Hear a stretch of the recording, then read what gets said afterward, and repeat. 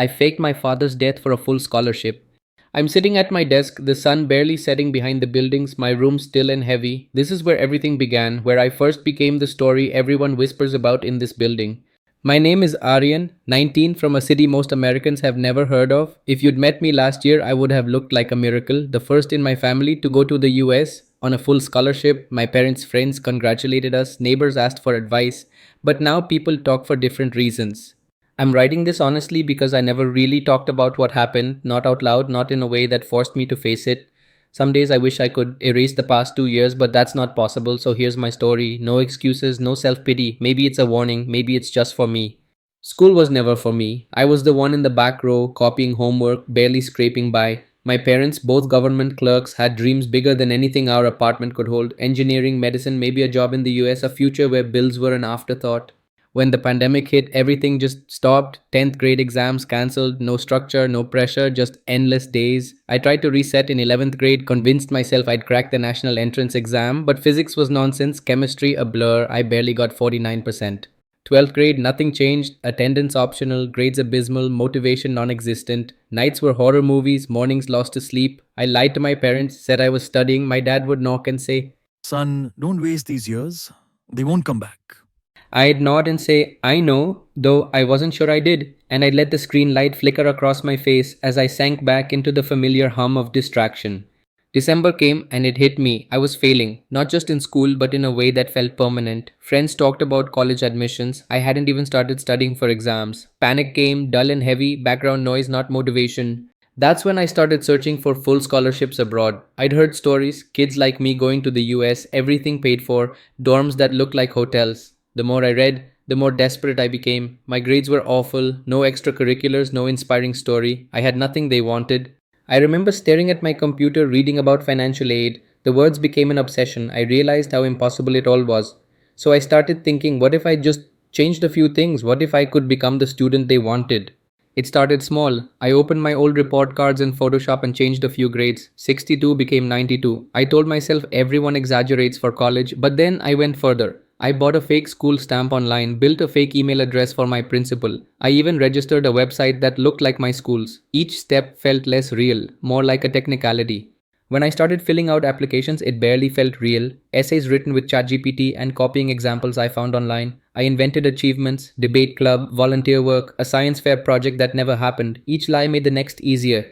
By January, I'd sent applications to every US college offering aid to international students. I told my parents, kept the details vague. They were hopeful in a way that made me sick. My dad and mom started talking about when you go to America. I couldn't stop, even though I wanted to.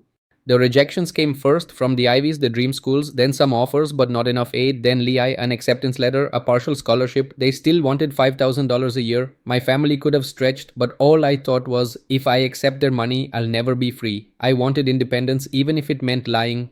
That's when I did the worst thing I've ever done. I forged a death certificate for my father. I wrote an email pretending to be my mother, saying he died of cancer. I attached the document and sent it from the fake school email to Lehigh's financial aid office, asking them to reconsider my package.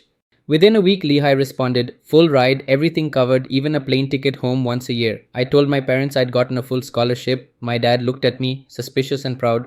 You never even liked math, he said. How did this happen? I shrugged, said something about essays, me working hard, and universities wanting diversity. That night, I edited my grades up to 91% and showed them the fake report card. My mother cried, hugging me tight. I felt like I was watching someone else's life happen. The lies had become my reality. I thought the worst was behind me, but as the real journey began, I couldn't shake the feeling that everything was built on quicksand. I told myself I'd fix it, that I'd make it right once I was in America, but could I really stop, or was this just the beginning? The US visa interview was the moment I dreaded most. I sat surrounded by other students, some with nervous parents, others staring at their phones. The girl in front of me left in tears. I tried to breathe, but the room felt airless. When my number flashed, I walked to the counter, hands clammy. The interviewer, a tall blonde woman in a business suit, flipped through my file. Full scholarship, huh? You must be very smart. I nodded, afraid my voice would crack. She stamped my passport. Just like that, I was in. That summer, our apartment was never empty. Neighbors came every day, some to celebrate, others fishing for advice about their own kids. My parents glowed with pride. I told them to work hard, to write good essays. I tried not to meet anyone's eyes. My dad's friends called him the lucky one. Reporters showed up asking for interviews. I wanted to disappear. I kept thinking if they knew the truth, would they still celebrate?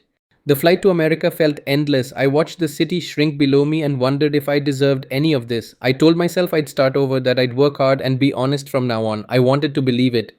Stepping onto campus was like arriving on another planet. Clean air, huge buildings, everything organized and bright. I watched students pass by, laughing, confident. I felt invisible, out of place, like someone would spot the fraud in me right away. Classes started and I promised myself a new beginning. Forget the lies, just work hard, prove I belonged. I took notes, listened, tried not to fall behind. But nothing had changed. The lectures washed over me in English I barely understood. Homework piled up. I felt like I was drowning, just like back home. When the first midterms came, I panicked. I waited for the TA to turn away, then slipped out with the test paper in my jacket. In the empty hallway, I googled answers on my phone, hands shaking. I slipped back in, heart pounding, and handed it in. I did it for every exam that semester. Each time it got easier. I told myself I'd stop next time, but I never did. My first semester grades, 4.0 GPA. Professors congratulated me. My parents called every week, beaming through the phone. We always knew you were smart, son. I wanted to throw my phone across the room. The pressure was a weight I couldn't shake. Winter break, I went home. For a month, I pretended everything was normal. Friends asked about college life, parties, classes, new friends. I lied about all of it. Back at Lehigh, it started again. Parties, skipped classes, cheating on exams. The cycle felt inescapable. I needed money, so I made a fake resume, pretending to be a third year marketing student with fake internships. One company hired me as a marketing intern. I spent my days watching movies while clocked in, earning more than I'd ever seen before. Each new lie made the next one easier.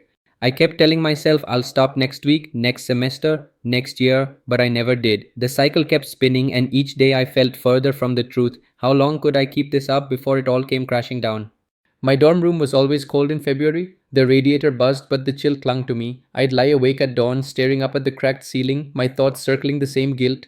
By then, I barely slept. Every conversation with my parents, every email from a professor felt like a reminder I didn't deserve any of this. I started writing things down. At first, lists of what I'd lied about, then whole paragraphs. Maybe if I wrote it, I could control it. Walking to class, the campus looked frozen in time. Everyone else moved with purpose. I drifted between lectures, haunted by the feeling that any moment someone would tap my shoulder and pull me out of the crowd. One night after a party, I sat in the dark with my laptop open to Reddit. My hands hovered over the keyboard. I typed everything: the fake grades, the death certificate, cheating, the lies to my parents. I didn't edit or justify, I just hit post and waited. For a few hours, I felt lighter, like maybe telling the truth, even to strangers, could make a difference. The replies came in a rush. Some called me a genius, others a criminal. A few said they'd report me. The next morning, dread settled in. I deleted my account, tried to erase what I'd done, but it was too late. I kept checking my email, heartbeat thudding in my ears. Weeks passed, then it arrived. An email from the university: please come to the dean's office. I stood outside her door, sweat prickling my palms, knowing before I went in what was coming. The dean sat behind her desk, grey hair neat, reading glasses perched on her nose. She slid a printout of my Reddit post across the table. Is this you?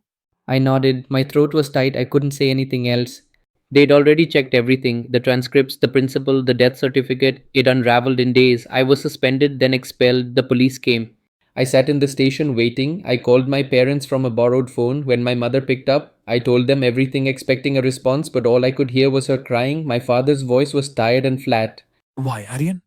I spent a month in county jail, 3 tiny cells, lights that never turned off. Other inmates called me college boy. Some laughed when I told them my story, others just shook their heads and walked away.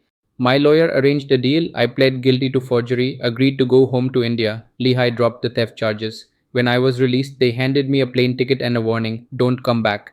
On the flight home, everything felt unreal. My life in America was over. I pressed my forehead to the cold window and watched the night swallow the world beneath me, wondering what would be waiting when I landed. Back home, the news had already spread. I walked out of customs and saw my father waiting, his face hard and unreadable. My mother stood behind him, eyes red, clutching her purse. The neighbors who used to ask for advice now crossed the street to avoid us. My father lost friends. My mother stopped leaving the house. I tried to apologize, but the words never felt enough. I told my father I just wanted to make you proud. He looked at me tired. Pride earned by lies is poison, son. For weeks, I barely left my room. Reporters messaged, old teachers called to say how disappointed they were. Some strangers offered support, but most just wanted to watch me fall. But eventually, I had to go outside. I needed to work. I couldn't hide forever. I got a job at a local call center answering phones for an insurance company. The pay was low, the work dull, but at least it was honest. At home, my parents were polite but distant. We ate dinner in silence. Each day, I replayed everything how I lied, cheated, and let everyone down. But I couldn't undo any of it. All I could do was try to live differently now. Would I ever forgive myself? Or was this just the beginning of something new I had to build from scratch? Mornings at home feel different now. The apartment is silent, almost peaceful, but it's a peace sharpened by everything that's changed. I wake up and see my old textbooks stacked on the desk, untouched but waiting. Sometimes I just sit by the window and watch the world outside move on. My parents leave for work in the early light. We exchange polite words, nothing more. Outside, the world keeps spinning. I see old neighbors in the street, some cross to the other side. A few glance my way, then pretend they didn't. I used to imagine everyone's eyes on me for the right reasons. Now I wonder if anyone will ever forget. At dinner, the silence is heavy. My mother passes me the dal without a word. My father reads the news, glasses perched on his nose. I want to say something, anything to break the distance, but the words stay stuck. Aryan, did you eat enough? Yes, ma, thank you. My job at the call center is simple answer questions, log complaints, transfer calls. No one here asks about America or scholarships. To them, I'm just another new hire. I take comfort in the routine. For the first time in years, I'm not lying to anyone, not even myself. I've started applying to universities in India again. This time it's with my real grades, my real story. I know it might take longer, maybe I won't get what I want, but at least I'll know it's honest. It feels strange building something new from all this rubble, but I remind myself I can't change the past, I can only decide what I do next. I walk in the park sometimes, headphones in, letting my thoughts drift. I see students in uniforms laughing as they race for the bus. I want to tell them there are no shortcuts that don't catch up with you. Sooner or later, the truth finds you. I think about everything I did every day. I replay the moments, the fake transcripts, the forged certificate, lying to my parents and my university. I wish I could say I found peace or that I've forgiven myself. I haven't, but I'm trying to live differently now. I don't lie anymore, not to my parents, not to myself. Maybe it's not heroic, but it's real. That's enough for today. Sometimes I catch my mother smiling at a joke on TV. My father asks if I want more rice. These are small things, but they mean everything. Maybe forgiveness comes one honest day at a time. If my story does any good, I hope it's this. My parents deserved better. So did I. But this is the life I have now, and I'm learning to live with it one honest day at a time. Thanks for watching. Would you have confessed or kept living the lie? Share your thoughts in the comments. Don't forget to like and subscribe for more stories like this.